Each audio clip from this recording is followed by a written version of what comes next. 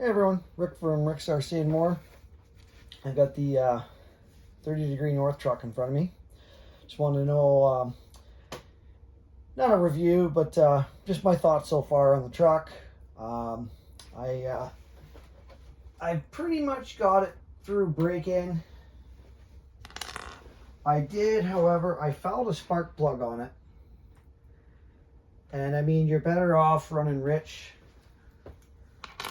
breaking a motor in obviously than lean, so no big deal. Part of the reason I want to make this video though is I did some research on these carburetors because it kind of threw me off here.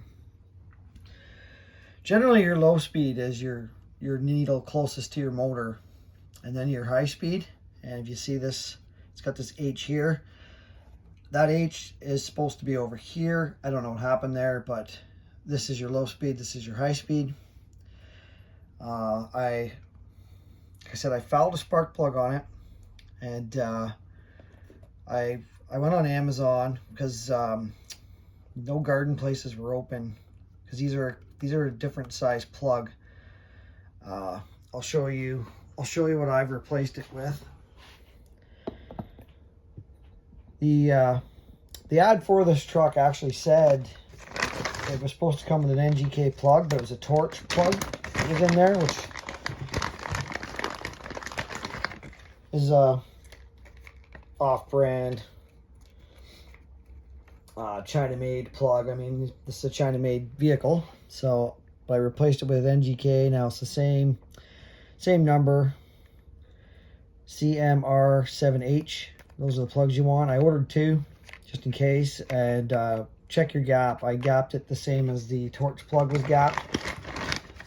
There's no real, the manual doesn't give you any spark plug gap specifications for this vehicle, so I just gapped it the same as the old plug. So far I'm impressed with the truck. It seems to work good, it runs good. As far as starting it cold, if there's fuel in the primer bulb, I didn't prime it. I threw the choke on and give it one pull and it popped. Turn the choke off, and with a couple more pulls it'll usually fire it up. It is an actual Wahlberg carburetor, or Walboro carburetor on this, which they're good carbs. I think steel chainsaws use those carbs. Another thing I have done is I noticed a lot of oil coming out where the pipe meets up here, and it was kind of going down where the battery tray was and stuff. So this is just a piece of air hose, and I just put a clamp on it just to stop it from dripping down. I know, I think the clamp was a few bucks, and this was some hose I had laying around, but I mean, you could go to any hardware store and probably find a diameter hose. This is a rubber hose, but it takes a lot of heat to melt this hose, kind of like a rad hose material. And I set the endpoints and stuff on my remote. I did some adjusting on the brakes. Now these little aluminum sleeves here with the grub screws, this one, it stripped out on me adjusting it, so don't mind this big grub screw. It's all I had, so I drilled it out and tapped it to a bigger one.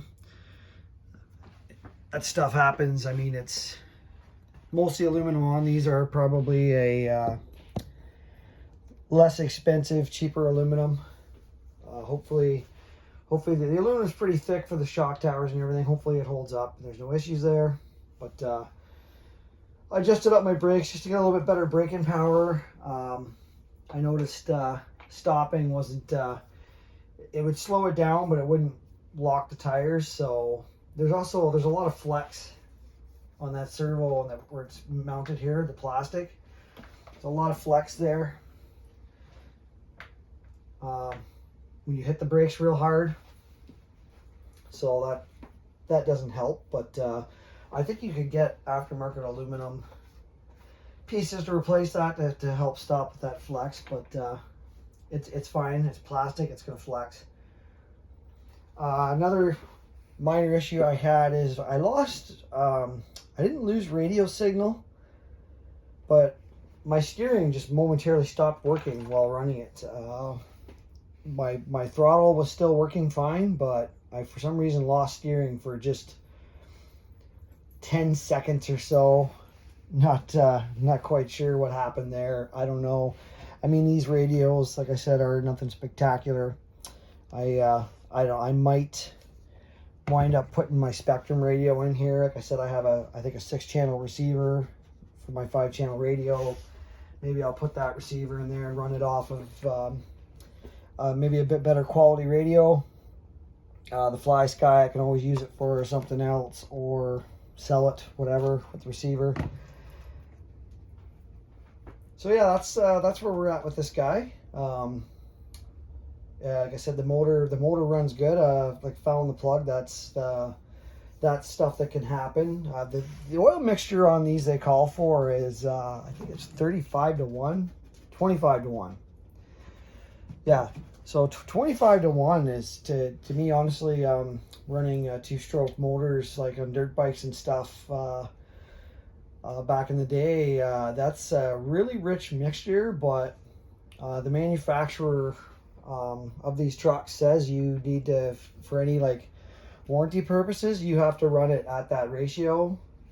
Yeah, better rich than lean, I guess, but that's probably why the plug fouled. I don't know. I know OBR motors, once they're broke in, they tell you to go to a little bit less rich mixture on your oil fuel, but anyway, we'll keep running it at what the manufacturer says to run it at. Like I said, as long as it's not continually fouling plugs. I mean, now that I've pretty much got a break-in done on it, I like to drive it fairly easy, probably for at least another tank of gas or two before I'm like really bashing hard on it. And then maybe get into some fine tuning with it and see what we wind up with. I had it through some grass, and it goes through grass fine, which is kind of why I was wanting to go 5th scale. Where I'm going to be running this, it's going to be mostly grass field. So as far as cleaning goes, I just kind of blew it off with the air hose. Like any of these things, you're going to get rocks and stuff down in through your chassis, but yeah, I'm going to definitely be upgrading the battery to LiPo at one point. The engine kill switch I still have not yet installed. I might wait till I get LiPo batteries before I install that. You gotta pretty much remove the motor to install that. You gotta take the cover off of it and everything. So another thing, I got to sit on a bar stool here. I pulled the recoil out too far once, and it stuck out. Sometimes you give them a little tap, they'll go back in. It didn't. I had to take the 4 bolts out of the recoil and take it off, and just where I pulled it out too far, just give it a little twist the other way, and it went right back to working fine. It says in the manual not to pull it out too far. That was my bad. So yeah, so far this is my experience with the 30 Degree North DDT-7. I'll get some video of it once I get a tune going on it and get it in some grass and stuff. I'll try to get some vid. I know so far I've just had a video of it ripping around a little paved area, which they kind of recommend. You don't want to be laboring the motor real bad during break-in.